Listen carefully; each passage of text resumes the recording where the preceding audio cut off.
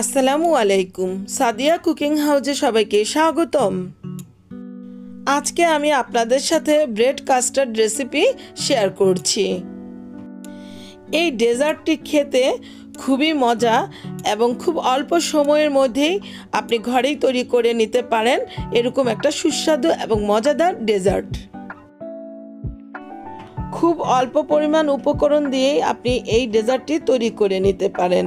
তো এই ডেজার্টটি তৈরি করার জন্য এখানে এরকম পাউরুটি নিয়ে নিয়েছি। আপনারা আপনাদের পছন্দ অনুযায়ী পাউরুটি নিতে পারেন। আমি এরকম মাঝারি সাইজের পাউরুটি নিয়েছি। এবার পাউরুটির চারপাশের বাদামি অংশগুলো একটা ছুরি দিয়ে কেটে নিচ্ছি। পাউরুটির এই চারপাশের বাদামি অংশগুলো ফেলে দিবেন না, এটা দিয়ে আপনি ব্রেড ক্রাম্ব তৈরি করে নিতে পারবেন। এবার পাউরুটিটার মাঝ বরাবর এই যেভাবে কেটে নিলাম।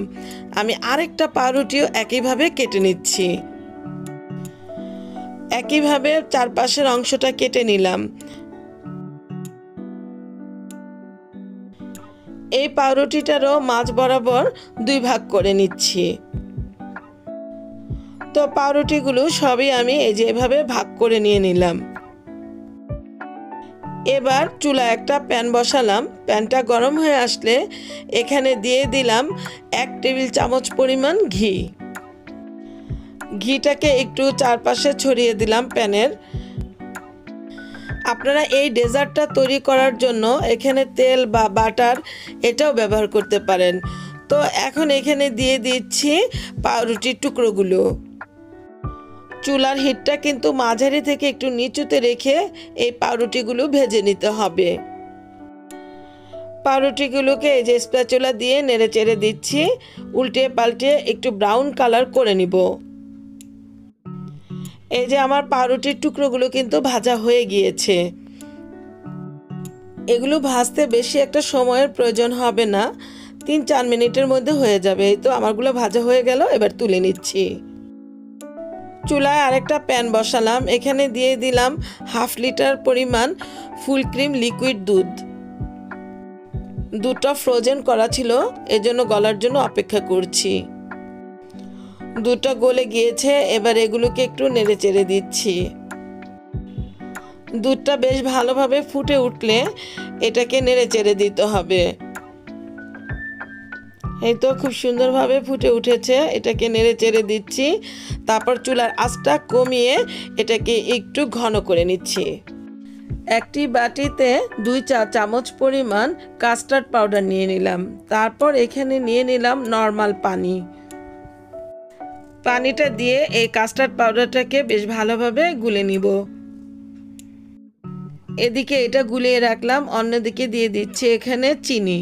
আমি এখানে 1/2 কাপ পরিমাণ চিনি ব্যবহার করেছি। চিনিটা আপনারা আপনাদের পছন্দ অনুযায়ী ব্যবহার করতে পারেন। তারপর এটাকে বেশ ভালোভাবে নেড়ে চেড়ে দিচ্ছি। এবার এখানে দিয়ে দিচ্ছি গুলিয়ে রাখা কাস্টার্ডটা। কাস্টার্ডটা কিন্তু একবারে দিবেন না, আস্তে আস্তে করে দিবেন। এই যে আমি প্রথমবারে দিয়ে একটু নেড়ে চেড়ে দিচ্ছি। একবারে দিতে গেলে অনেক সময় দলা পাকে যেতে পারে। এই যে আমি দ্বিতীয়বারে বাকিটা দিয়ে দিলাম। তারপর খুব ভালোভাবে এটাকে নেড়ে চেড়ে দিচ্ছি। কাস্টার্ডটা দেওয়ার পর একটু ঘন ঘন নেড়ে চেড়ে দিতে হবে, নয়তো এটা নিচের দিক থেকে লেগে যাবে। কাস্টার্ড পাউডারটা কিন্তু 3-4 মিনিটের মধ্যে ঘন হয়ে যাবে। তো আমি এবার এটাকে চুলা থেকে নামিয়ে নিব এবং এটাকে একটু ঠান্ডা করে নিব। এবার একটা মিক্সিং বোলে ভেজে রাখা পাউরুটির টুকরোগুলোকে নিয়ে নিচ্ছি। বেশ কয়েকটি পাউরুটির টুকরো এভাবে সেট করে নিলাম। তারপর এর উপর দিয়ে কাস্টার্ডটা দিয়ে দিচ্ছি। এই তো আমার কাস্টার্ডটা দেওয়া হয়ে গেল। এবার বাকি পাউরুটির টুকরোগুলো এর উপর দিয়ে দিচ্ছি। বেশ ঝটপট এবং অল্প সময়ের মধ্যে এরকম মজাদার একটা ডেজার্ট কিন্তু অনায়াসে তৈরি করে নেওয়া যায়। তো এর উপর দিয়ে কিছু কাজু বাদাম এবং কিছু কিশমিশ ছড়িয়ে দিচ্ছি। আপনারা ড্রাই ফ্রুটসটা আপনাদের ইচ্ছা অনুযায়ী দিয়ে নিতে পারেন।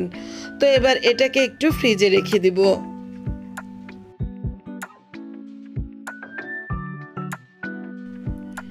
এই তো ফ্রিজ থেকে বের করে নিলাম, এটাকে ঠান্ডা করে নিয়েছি। দেখুন আমার ব্রেড কাস্টার্ডটার ফাইনাল লুক কতটা সফট হয়েছে। আমার এই ব্রেড কাস্টার্ডের রেসিপিটা যদি আপনাদের কাছে এতটুকু ভালো লেগে থাকে তাহলে আপনারা আমাকে লাইক, শেয়ার, কমেন্টস এবং সাবস্ক্রাইব করতে ভুলবেন না প্লিজ। আবার যারা আমাকে সাবস্ক্রাইব করেছেন তাদেরকে অসংখ্য অসংখ্য ধন্যবাদ। আবার হাজির হব অন্য কোনো সময়ে অন্য কোনো রেসিপি নিয়ে। আল্লাহ হাফেজ।